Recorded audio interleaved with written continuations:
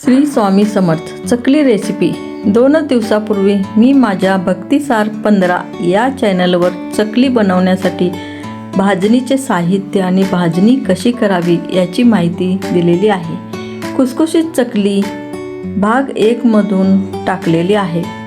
भाग 1 मध्ये सांगितल्याप्रमाणे भाजणी पीठ दळून आणले आहे। गहू ज्वारी दळतो त्याप्रमाणे पीठ दळून आणले आणि मी या व्हिडिओमध्ये खुसखुशीत चकली भाग 2 मधून चकलीचे पीठ मळण्यापासून तळेपर्यंत आवश्यकता साहित्य आणि चकलीचे पीठ कसे तयार करावे ही माहिती सांगितली आहे। तर मी सांगितल्याप्रमाणे चकली तयार करून बघा, अगदी खुसखुशीत चविष्ट आणि महिनाभर टिकणारी तयार होते। करून बघा। माहिती आवडल्यास जास्तीत जास्त लाईक शेअर करा आणि आलेला अनुभव कॉमेंटमध्ये लिहा। तर माझ्यासाठी मी 2 किलो भाजणीचे दळून आणलेलं आहे। त्यामधील 2 फुलपात्र एवढे मापाचे भाजणीचं पीठ घेऊन 2 फुलपात्रासाठी आवश्यकता साहित्य चकली कशी करावी याची माहिती दिलेली आहे। याप्रमाणे तुम्ही साहित्य वाढवून पूर्ण चकली बनवू शकता। 2 फुलपात्रासाठी साहित्य लागणारे लाल तिखट 1 चमचा, तीळ 1 चमचा, 1 चमचा ओवा, 1 चमचा मीठ, 1 चमचा तेल, 1 चमचा मीठ, 2 फुलपात्रे पीठ, हिंग थोडासा टाकायचा, तेल 1 चमचा। पातेल्यामध्ये 2 वाट्या पाणी घ्यायचे आणि ते पाणी गॅसवर आपण उकळायला ठेवायचे।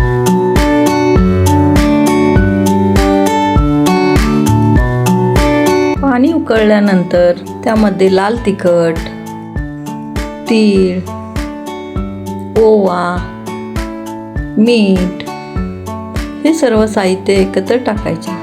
तेल 1 चमचा आपण पोह्याचा, 2 फुलपात्र आपण पीठ चकलीचे पूर्ण आपण मिक्स करून घ्यायचे। 1 मिनिटभर आपण गॅसवर ठेवायचे। त्यानंतर खाली उतरून झाकून ठेवणे।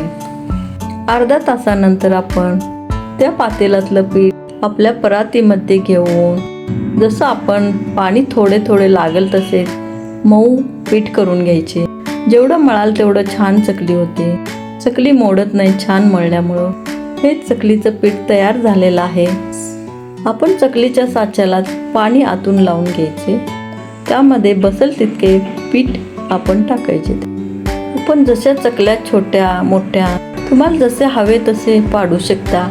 मला जसे पाहिजे ते मी छोटे केलेले आहे। हे बघा चकली तुटत नाही, छान दोन्ही बाजूने चिटकून घ्यायचे का तर तेलात सुटायला नाही पाहिजे। आता तेल गरम अगोदरच ठेवलेलं आहे कडे। तेल चांगले गरम व्हायला लागते। तेल जर गार असेल तर तुम्ही चकली टाकली तर चकली सुटू शकते। तेल गरम झाले की नाही कसं ओळखायचे, त्यामध्ये छोटासा पिठाचे गोळी करून त्यात टाकायचे आणि तरंगत वर आल्यानंतर समजायचे की आपले तेल गरम झाले आहे। त्यानंतर एक एक चकली आपण उचलून तेलामध्ये सोडायची आणि लगेच हलवायचं नाही। थोड्या वेळानंतर मग चकली पलटून घ्यायची, छान तळायची। जोपर्यंत त्याचा बुडबुडे कमी येत नाही तोपर्यंत तळत राहायचं। अगदी बुडबुडा कमी आले, हे बघा दाखवल्याप्रमाणे अगदी बुडबुडे कमी आलेत। आपली चकली आतून पण छान भाजलेली आहे।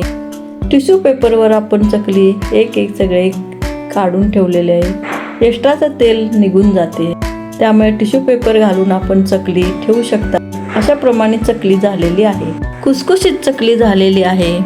तोंडात टाकल्याच विरघळणारी चकली आहे। पीठ कच्चे राहिलेलं नाही। ते पहा, चकलीचा आवाज बघू शकता तुम्ही। लाईक शेअर करा। श्री स्वामी समर्थ।